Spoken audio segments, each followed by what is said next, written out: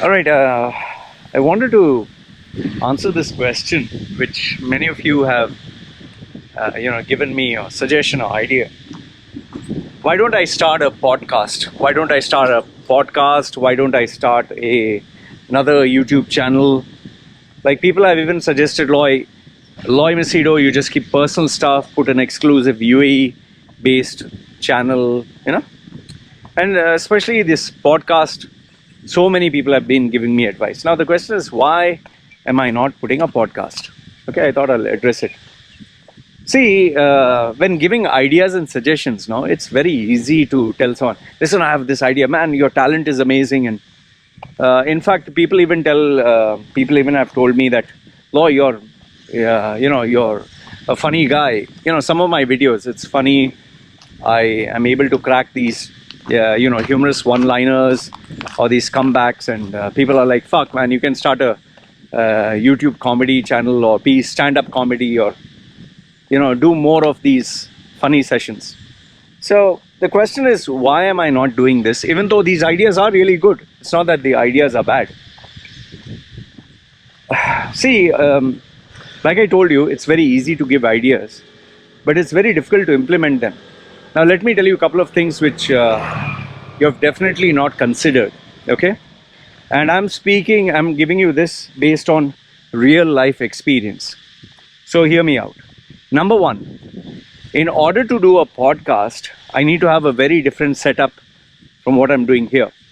It has to be a proper studio setup. You need to have 2 microphones. You need to have a mixer. You need to have an input device. You need to have a table. You need to have 2 people sitting down, okay? A podcast is always good when there are 2 people. If it is just one person doing a session or a podcast, it eventually loses its charm. And keep this in mind, you really have to be good at a subject, really have to be good in order to shine through a podcast. Let me tell you this, the number of people who are doing podcasts are so many, you cannot even imagine. Now, everyone likes to take Joe Rogan as a standard experience. Now here, let me ask you, how many people are there like Joe Rogan? Joe Rogan is only one person in a population of 9 billion people or 8 billion people. So the chances are 1 is to 7 billion or 8 billion.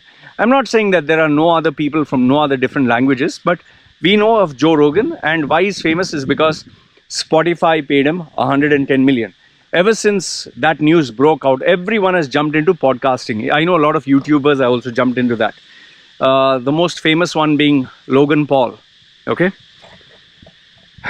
But here, keep a couple of things in mind. Joe Rogan started at a time where nobody was doing it, and he had access to a lot of people, especially with the UFC. He started off with MMA fighters, coaches, people whom the world wanted to know about. There was a niche audience, and UFC was growing. From that popularity, he managed to leverage his presence. He was already a known comedian. He was already going around doing shows and events. Through that, he managed to get comedians. So one, he got the fighter community. Then he got the comedy, crowds that love comedy. From there, he started to get business people. From there, he started to get known personalities. And eventually, his podcast kept growing and growing. But he started when there was hardly anyone. He was the right guy at the right place at the right time.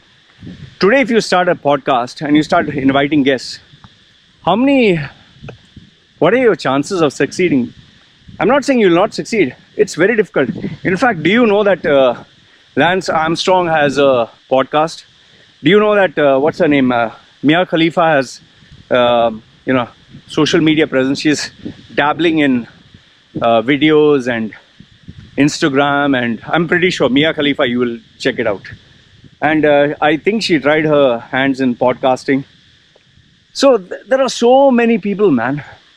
Now, it's not that I'm talking of only the equipment. It's not that I'm only talking of being able to constantly come out with topics. I need to have interesting guests What makes Joe Rogan stand out is today he can get Elon Musk. He can get the who's who because his reach is in millions. Oh, check it out, Lizard. Hey, Lizard, how are you? Hey, that was. I thought it was not afraid. So you need to have quality guests. And see, another thing is, you might not consider this, but it's hard work. Oh fuck! You know this guy Unbox Therapy. He started a podcast session from his videos. And now he literally works his tail off. Before he used to only do unbox therapy. He used to open up boxes and talk about new products. Then he purchased a new complete studio. If you see his background, before the camera was only focused on the table. Now you have a camera that focuses on the entire empty studio, like a Batman, you know, like a well-lit, you know, empty warehouse. MKBHD also purchased, he's another YouTuber. He purchased a massive warehouse, converted it to a studio office. The most successful among these people that I see is Linus. Linus is a Canadian blogger, technical blogger. But in his case, he has a team of, I think, 22 employees. And he has multiple, I think 4, 5, 6 YouTube channels. He has a production staff. He has script writers. He has camera he has video editors. It's a massive team. It's a company. He actually has a proper full-fledged company with sales managers, with you know, legal teams. He has merchandise contracts. They are making millions. He is a multi-millionaire many times over, but he doesn't show it. So now, to reach this level, you need to really work your ass off, and it's a business. This is what people don't consider. They think this YouTube is, YouTube, man, hey, just take a podcast, put a fucking microphone to your mouth. Man, it's a business. You need, you know, every video that I put, I check how many views, I check how many comments. You never think about this. And I always try to analyze, I always try to think, why did this video get so many views or so less views? What can I do to improve the quality of this topic? Now, obviously, public speaking skills, there's a limit how much I can improve. The background, there's a limit how much I can improve. Even the camera quality, okay, maybe I can change this. There's a limit how much I can improve. But beyond this, you know, it comes down to what captures the imagination of an audience. I'll give you one small example. One of my friends, his name is Brian Parsley. He is, you know, Jeffrey Gittermore was, I don't know right now, but those days in the 80s, he was the #1 sales trainer in the world. I have purchased all his DVDs, CDs, educational material, and his books. I love that guy. I love his style of talking. Amazing guy. I learned so much from Jeffrey Gittermore. So one of his Las Vegas events that he had, he brought in these speakers. He brings these other speakers to give his workshops and seminars a little bit of flavor. So this guy, he got this one guy on stage, well-dressed, impeccable guy, looked really good. He looked like you know, I would call it a James Bond well-dressed guy, but with the looks of Vin Diesel, you know. So really nice guy. And the way he spoke, it was amazing. But what stood out in that video was, he had been put when everyone was having dinner. You know, it was during the dinner, he was supposed to talk and tell people. The thing that irritated me about that talk was, his topic was good. I can't recollect what it was. I liked his presentation, but it was so disturbing to have people eat with forks and knives and click, clack, click, clack, click, clack. And there were people talking and walking. And I was thinking to myself, like, such an amazing presenter, such a good topic. Why the fuck did they put them there? So I'd written this review and I never thought about it.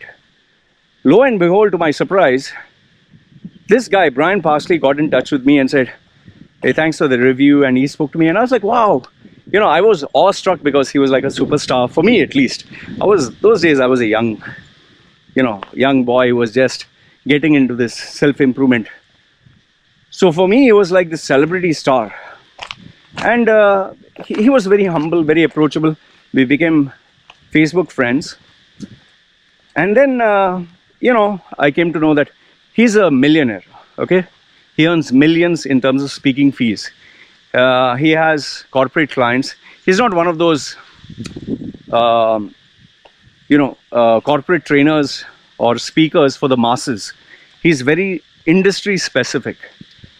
I would say roughly he makes around, I don't know, I never asked him this, anything in the range of 100,000 to 500,000 in a month, just only speaking fees. Okay, so this guy is well to do. He has an amazing house, amazing life, everything. Now this guy has been trying to get into social media also, create videos and all that. He doesn't need to. Okay, he has enough money, he has enough industry demand, he's known. Now he was trying to make his YouTube channel happen. He was trying to make his Instagram, and he was trying TikTok, he was trying Facebook video. Nothing was working out. One fine day, this guy, now mind you, he's a guy who I've known for quite many years. He even met me personally in Dubai.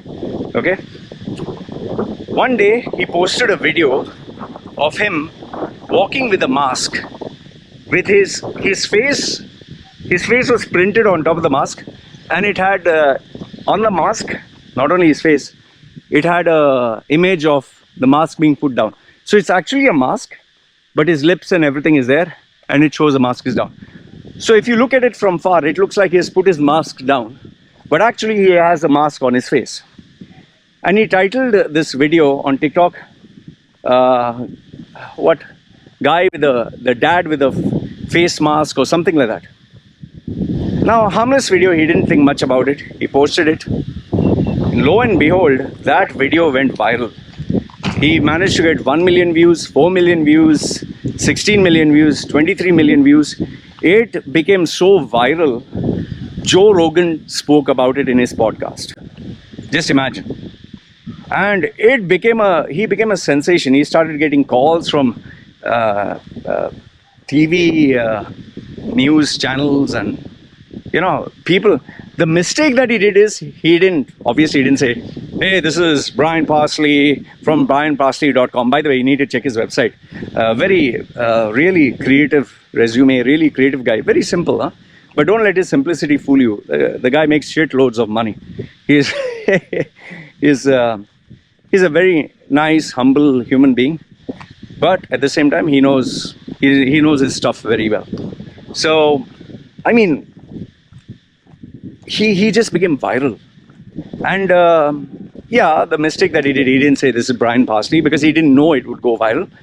And after that, he made a few more videos, prank videos, and that was about it. Now, could anyone have predicted that he would have gone viral? Just imagine, 23 million views. Now it must be over 200 million views or more than that. Okay. The sad thing is, even Your Daily Dose of Internet, which is very famous YouTube channel, every video of this guy, he takes funny incidents, short videos, 2 or 3 minutes, and each video hits around, let's say, 10 million views. Okay, 2 million to 10 million views. In 1 hour, he'll reach 1 million views. Every video of his. Okay, Daily Dose of Internet. He featured my friend Brian. Okay, now, did Brian know that he would become so viral that Joe Rogan would speak about him, that Daily Dose of Internet would speak about him, that Buzz Video would speak about him? No. He was just the right guy at the right place at the right time doing the right thing. So now, I'm pretty sure anyone who would give him advice would tell him, hey, listen man, start a prank channel, In fact, he spoke to me about it. We just chatted. I congratulated him.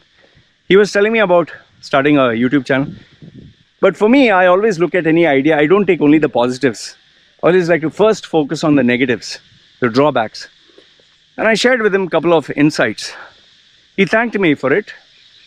And he said he would definitely pay attention because, I make a living out of, these videos. So, he listened to what I had to say. And I'm pretty sure everyone must have told him, start prank videos, get featured on TikTok. See, ideas are Very easy and simple. But the question is sustainability. Are you sustainable? Can you make money out of this? And the most important thing that people don't think about, the most important thing, that is the opportunity cost. See, if you start focusing on from project A, you create project B, you have to dedicate time to project B. You have to dedicate resources, you have to dedicate people. And not everyone can do it successful, not everyone can delegate properly. Like, I'll give you a small example here. Think about having one child. Mother and father, parent, or a couple have a child. You can focus 100% on this child. Now you have two children. Obviously, you have to give time for this child, time for this child. And then you have to pay money for this child, pay school also, divided. Food also divided. Attention also divided. Now just imagine you have, from two, you have 3 children. Again, you got to divide the time. 4 children. Again, you got to divide time, money, effort. So the more you have, the more you got to keep dedicating. And it becomes only harder. With regards to starting a new channel, if I start a new channel, my old channel will suffer. I will lose crowds, I will lose people. And then most probably the brand will get diluted. In fact, I know of a businessman who had taken my advice. He was a shipping guy. He wanted my consultation for personal branding, business branding, sorry. And from shipping, which was anyway being affected because of the COVID lockdown, he decided to focus on water. I don't know from who gave him that idea. He wanted to, in UAE, wanted to start a water bottling plant. And his logic was, in a desert, people need water, which logically speaking is true. In a hot desert, you need water to survive. So he told me, what do you think? Given the person that I am, I don't look at only the positives and the hype. I always look at the negative. I told him that, see, because he's paying me money for professional advice, not for appreciation and encouragement. If you're looking for validation, you need to go to somebody else. So in my case, I told him, see, listen, number one, there is Nestle, there is Masafi, there is Golfa. These are the known brands in UAE, okay? There is Al Bayar or something, I can't get the name, okay? And then there are plenty of local brands. In fact, there are over 100 bottled waters and all that. Then there's, other international brands like Viola. So I asked him this question. If I would buy Masafi, I would buy Golfa, or I'd buy Nestle, okay? Why the hell should I buy your brand? So he said, Loy, the quality will be good, it'll taste sweet and this and that. I said, let's assume your brand, whatever is your brand name, let's say it's Blue or Life or whatever. Who would buy it? Let's say you go to a shop, there is Masafi, there is Nestle, and there is X, and there is Pink, and there is Blue, and there is Life. You'll always go and grab the one that resonates with you because you don't change brand so easily. I gave him my advice. I told him, I don't think it's going to work out. I told him point blank. He asked me, will it work out? I told him, unless you have the budgets that can match these multinational giants, it's just water, end of the day. And there is a brand perception. Unless you're going to give something really cheap and free, and it's not going to work out. He didn't like what I had to say. Remember what I told you. He had a shipping company, which was doing well. And now he had this bottling company. His main reason for going, and he was in his 60s. The main reason for going for this was he wanted to achieve the position of being an industrialist. He's from South India, so they have a lot of pride of being a manufacturer. So we said, okay, bye. He was angry with me. He decided not to talk to me anymore. I said, fine. A couple of years down the line, I happened to bump into somebody who knew him. And then I asked him, hey, what about this guy? What's happening with him? He's saying, you didn't know? I said, no, I don't know. He's saying he shut down. I said, what shut down? I said, the water? He said, no, everything. I said, what the fuck? What do you mean everything? And because this guy was close to him, he said this guy ended up investing around 2 million in terms of dirhams of his own private money. He ended up spending so much time focusing on developing this brand. His shipping company suffered. And eventually his partners, they didn't like the fact that he was spending so much time, effort and money developing this with his new partner there. They took it to court, became a court case. Finally, they threw him out because they had the majority vote, gave him his share, told him fuck off. And now he was left with this. And in 1 year's time, it shut down because he couldn't keep pumping more money. The people whom he knew, family people, they took it to encourage him, family and friends. But eventually he realized that the wear and tear of the vans, the supply chain, getting drivers, having a team of a logistical team, having delivery boys, it was not just the water. There were so many factors he didn't consider. And he ended up losing everything that he had made. And he went back to his home country, bankrupt. Now, I'm not trying to say that you cannot succeed if you take a new business. No. But the chances of failure are up to 99%. See, it's very easy to give ideas. Very easy, especially when it's not your ass on the line. It's very easy to tell someone, hey, listen, I think you should do this, do that. See, podcasting. Do you even know how much does a fucking setup cost? Have you calculated that? Have you calculated the fact that it should be a soundproof room? Have you calculated that there should be another individual? Have you calculated the editing, the work? In fact, do you know that today I slept, 1.5 hours? I got up morning because I wanted to finish my exercise, finished first part of the videos, then I had to give the motorbikes for servicing because today was the day. Gave it. After I finished, then in between on the way there was a tire puncture. I had to sort that out, come back, and now I'm making this video. And after I finished this, okay, I got up at around, I think 6 in the morning or so. Okay, now what is the time? Now it is around 1 o'clock in the afternoon. I'll be making videos until this battery goes down, and then after shower I'll be editing. By the time this video you would see, it would be something around 8 o'clock or 9 o'clock in the night. Just let that sink in. So with the existing YouTube channel that I have, it takes me around 8 to 12 hours a day. That is, I've not even calculated the other personal stuff like going shopping, eating. 8 to 12 hours. Okay? And for all the headache and effort that I put in, I told you, my earnings are $700 a month, which is nothing. And now, after YouTube and Google have started to tax people who are not staying in US, the earnings will be even more less. And I don't do this for the money. I do it because it adds value to my brand. And I love what I do. I do this because I love it. I don't do it because I have to do it. What I have to do is resume rebranding and personal branding. So now just imagine with the challenges I have of maintaining a YouTube channel, where will the podcast come? So if I bring in the podcast, then this has to suffer, right? Okay, then what if the podcast doesn't work? Like this guy, this businessman, what if that fails? Then what the fuck do I do? Now you say be a stand-up comedian. Do you know how many hours a day stand-up comedians practice? Do you know that every line, joke or humorous statement has to be authentic and original, or people will ban you, or they can, you can get flagged for it, man. Like, see, I can talk about Russell Peters because I'm not a professional comedian. I can talk about one line of his, I can imitate him.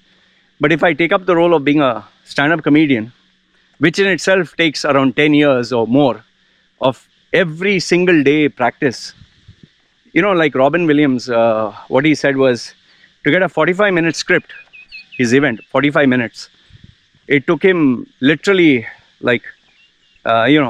he would get 5 minutes per year. 5 minutes of content per year. And just imagine, for 45 minutes, it took him 9 years or 10 years.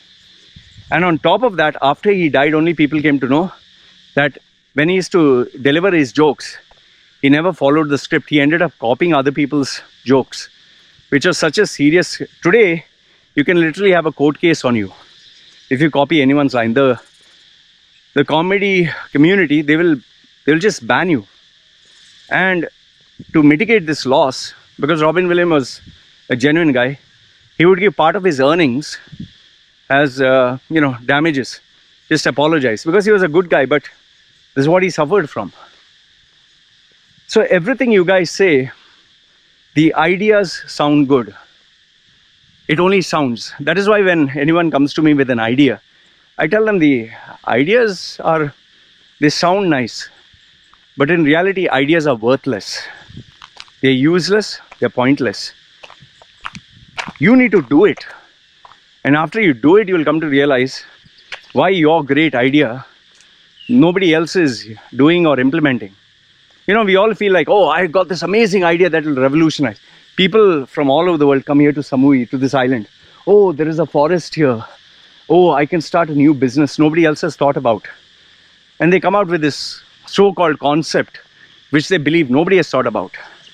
So many people who have a bar or pub in the UK, oh, I'm going to make this amazing bar or amazing pub. It just costs me 1/10 of what it cost me in the UK. They'll open up a restaurant. It costs them 1/10 of what it'll cost them in the UK. But then the question is, why do these businesses shut down in a year or 2 years? Why?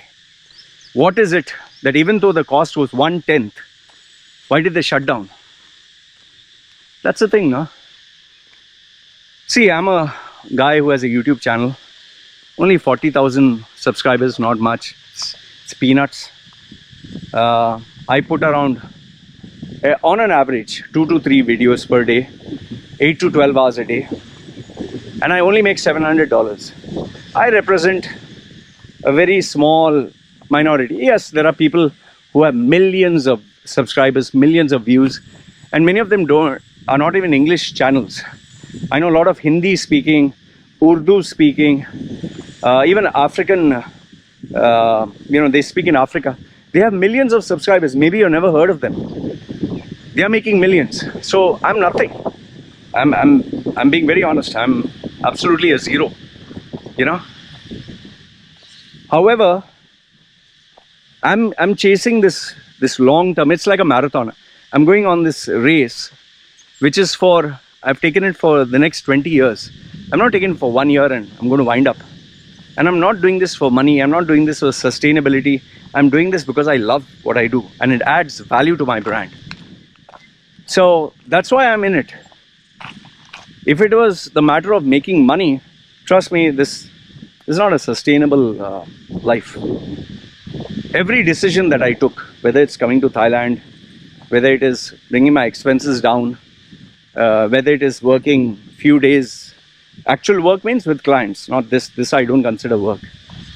I prefer to be myself. I prefer to be happy. These are decisions that I took in order to have a sustainable life where I can pay my bills and be happy. It's like living a life of your dreams. What I'm doing right now, is a life of my dreams. So when I bring in a new idea, I have to change many things in this dream and it can cost me my dream. It's like me telling you, man, you have amazing talent. You have been an engineer for 10 years. Give up engineering and start this talent as a singer, as an actor. All sounds nice, but it's not my ass on the line. It'll be yours.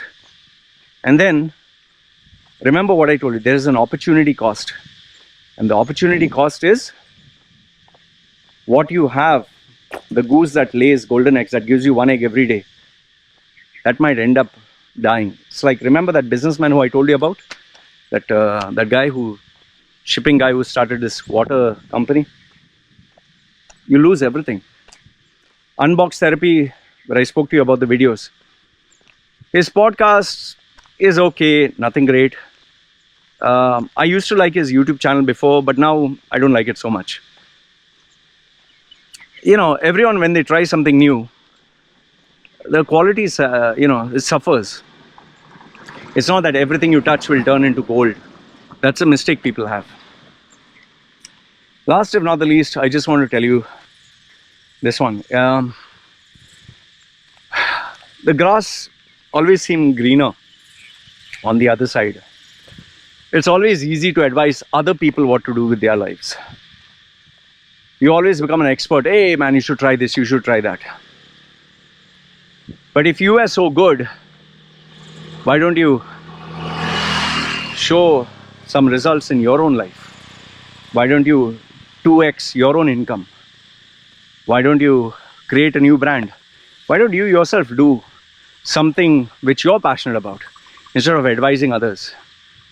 What I've realized is these so-called gurus, coaches, all these people who sit around trying to position themselves, who will repair other people's lives, their lives themselves is completely fucked up. I personally know, there's this female example. I'll give one specific. Don't want to take her name. Her husband is abusive. Her marriage is in shambles. She is totally unqualified to the core. She's a teacher who gets, I think, less than 300 or 400 US dollars a month. But I just found out just a few days ago on LinkedIn, she has put herself as transformational coach. I've literally seen her face to face. She couldn't afford 10 bucks, that is $2.50, to come to my session those days. She didn't have money for that. So I told her come for free because her husband is to take all the money. She is so fat. She is so horribly out of shape. But what she did on this one was she made her look super slim, glossy face. She looks like a 20-year-old girl, 20, 25, even though she's in her 50s. And she has put a transformational coach and some alphabets after her name. I don't know what the fuck is supposed to mean. I have transformed people's lives and this and that. This is the problem with people. They like to bullshit. It's like putting on a social media image of who you're not.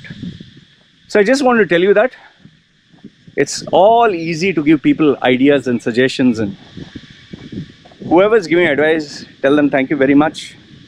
Appreciate it. But remember, if they were so good, they wouldn't give other people advice. They'd be focused on themselves.